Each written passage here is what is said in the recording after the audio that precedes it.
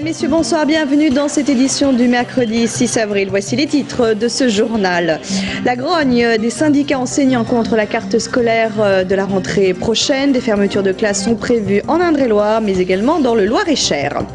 Fin de vie pour les arbres du quartier du Sanitas. Malgré le soutien d'inconditionnel, les premiers arbres ont été abattus tôt ce matin. Et puis les métiers d'art sont à l'honneur à l'hôtel Gouin, et ce jusqu'au 30 avril prochain. Quelle carte scolaire pour l'Indre-et-Loire? Les syndicats s'inquiètent. De nouvelles fermetures de classes sont prévues pour la rentrée prochaine, alors que l'Indre-et-Loire devrait compter une centaine d'enfants supplémentaires en primaire. Le point avec Julien Gauthier. Les syndicats enseignants n'en démordent pas. La carte scolaire pour septembre 2011 est des plus injustes. 50 classes sont en étude de fermeture contre seulement 13 ouvertures possibles, alors que le département devrait compter dans le même temps une centaine d'élèves en plus. L'Indre-et-Loire a pourtant déjà l'un des plus mauvais taux d'encadrement en France, puisqu'il est classé 92e. C'est-à-dire tout simplement le nombre d'élèves par rapport au nombre d'enseignants, le nombre d'élèves dans nos classes par rapport au nombre d'enseignants. Et donc la situation va encore se dégrader, on va encore être plus mal classé. Et pour être simplement dans la moyenne nationale par rapport aux autres départements, il faudrait immédiatement créer 150 postes et ouvrir immédiatement 120 classes parmi ces 150 postes. Donc on le voit bien que les décisions du ministère se font à l'encontre des besoins qui sont nécessaires pour un département comme le nôtre. Car la politique du non-remplacement d'un départ à la retraite sur 2 dans la fonction publique se poursuit. Nationalement, ce sont près de 9000 enseignants en moins pour la rentrée prochaine. Dans le département, 42, dont 14 enseignants spécialisés dans l'aide aux enfants en difficulté. Des décisions qui se sont faites sans dialogue. Les syndicats reprochent un calendrier trop court qui ne permet pas aux parents d'élèves, équipes enseignantes et syndicalistes d'obtenir des audiences auprès de l'inspecteur d'académie. Je dirais que je reçois déjà des élus, j'ai reçu déjà plusieurs fois des délégations d'enseignants. Le SNUPP, je l'ai déjà reçu, j'ai reçu aussi l'UNSA, j'ai reçu Force ouvrière. Je m'étonne un petit peu de cette idée d'absence de dialogue. D'abord, la carte scolaire n'est pas encore arrêtée et donc les chiffres qui sont annoncés ne sont que, actuellement, je dirais simplement des hypothèses de travail et non pas du tout la réalité qui va se décliner après le CDEN. Prochain objectif des syndicats, maintenir la pression sur le ministère pour le faire reculer sur la politique de suppression de postes. Une manifestation est d'ores et déjà prévue à Paris le 18 mai prochain. Et dans le Loir-et-Cher, une autre manifestation se déroulait également à Blois en fin d'après-midi devant la préfecture. Dans ce département, ce sont 25 fermetures potentielles qui sont prévues selon l'inspection d'académie. Le conducteur du véhicule impliqué dans l'accident qui a coûté la vie d'un motard des douanes s'est rendu avant-hier au commissariat de Beauvais. Le drame s'était produit, souvenez-vous, sur l'autoroute A10 à hauteur de Sainte-Maure où la voiture avait brusquement pilé et la moto avait alors percuté l'arrière de cette voiture. Désormais, l'enquête devrait définir si la manœuvre était intentionnelle ou non.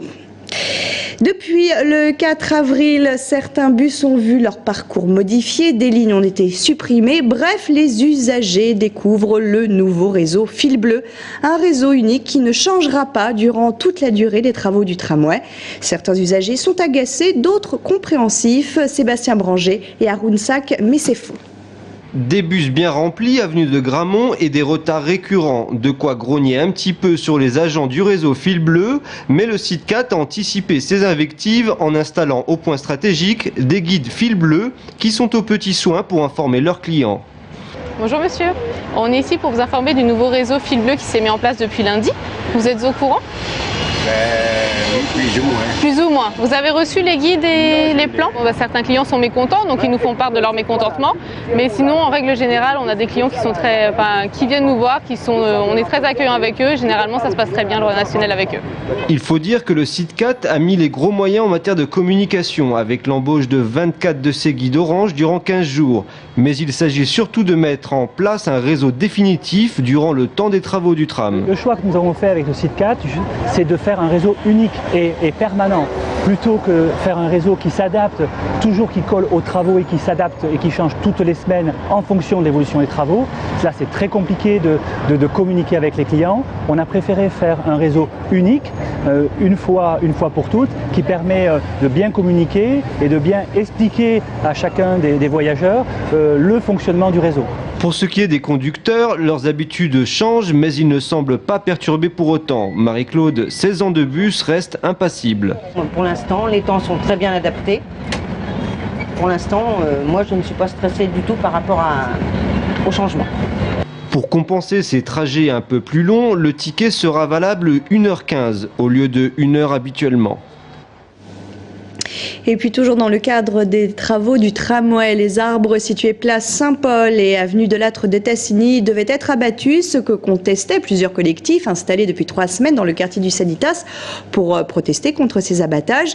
Et bien ce matin, la société en charge des travaux a finalement pu commencer le travail. Anaïs Michaud et Maxime Kemener. Actifs depuis 3 semaines dans le quartier, les militants ne semblent pas avoir été entendus. Ce midi, il n'y avait déjà plus aucun arbre place Saint-Paul et le mail commençait à s'éclaircir.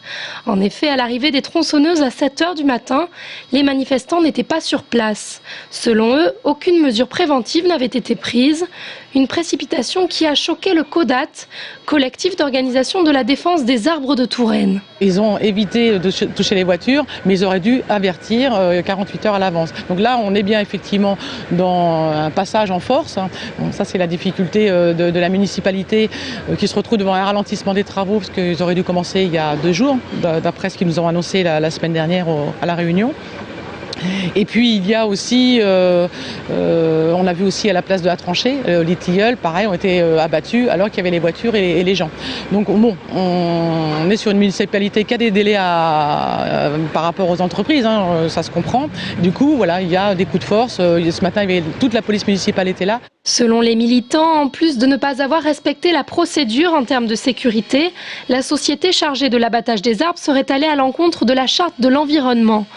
En effet, des oiseaux nichaient dans un des arbres coupés, mais le jeu en vaut-il la chandelle? Certains habitants du quartier doutent de l'opportunité de ces travaux. Nos arbres, c'était notre protection du soleil, c'était notre bien-être. Bon, puis le tram, j'avoue que je suis pas trop férue du tram.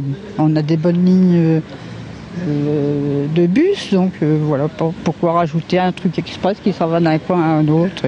Et pourquoi il ne l'a pas fait passer de l'autre côté? L'autre côté, il y a moins d'arbres qu'ici. Et là-bas, il n'y a personne qui se promène. Un tracé contesté et des méthodes contestables selon les militants. Malgré la volonté du site 4 de replanter 2 arbres pour un coupé, l'opposition reste forte contre le tramway dans le quartier du Sanitas. Un camp a même été installé pour sauver ce qui peut encore l'être. Et pour garder leurs arbres, les manifestants à terre ou en l'air sont prêts à faire face à l'avancée des bulldozers. Et puis une importante fuite de gaz s'est produite en fin d'après-midi rue Nationale. Nous venons juste d'avoir les images. Une canalisation qui a été arrachée par un engin qui effectuait justement des travaux pour le tramway. Un périmètre de sécurité a été installé par les pompiers. Les métiers d'art s'exposent à l'hôtel Gouin à Tours jusqu'au 30 avril prochain. Parmi ces artisans, Marc Collet, reconnu notamment pour son fauteuil Vétro, alliance de verre, de bois et d'aluminium. Rencontre avec Sabrina Meloult. Des modèles uniques aux formes originales. Ici, les artistes expriment le travail de la main et de l'esprit. Tout commence par un dessin mis sur papier, un concept et la physionomie du meuble prend forme au contact des matières. C'est très personnel la ligne. Là, j'avoue que c'est pas du tout quelque chose qui est prémédité. Je dirais que c'est en soi, c'est personnel, c'est singulier. Donc, je dessine avant tout pour moi. Je me fais plaisir personnellement. Et il se trouve que le hasard fait que ça plaît et que ça soit assez reconnu. Reconnu, en effet, l'Indre-et-Loire compte le plus grand nombre d'artisans métiers d'art dans toute la région centre, un plus qui n'est pas sans le soutien de la Chambre de métier et de l'artisanat.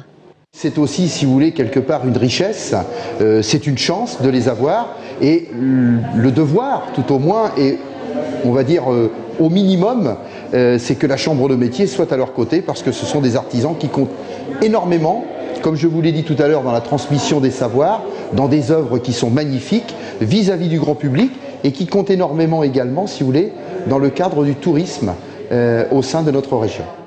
Une région qui sait mettre le patrimoine de ses artisans en valeur et des artisans qui transmettent leur savoir-faire. Voilà, c'est la fin de cette édition. Merci de votre attention. Tout de suite, notre invité, ce soir, je reçois Yves Simon, l'écrivain.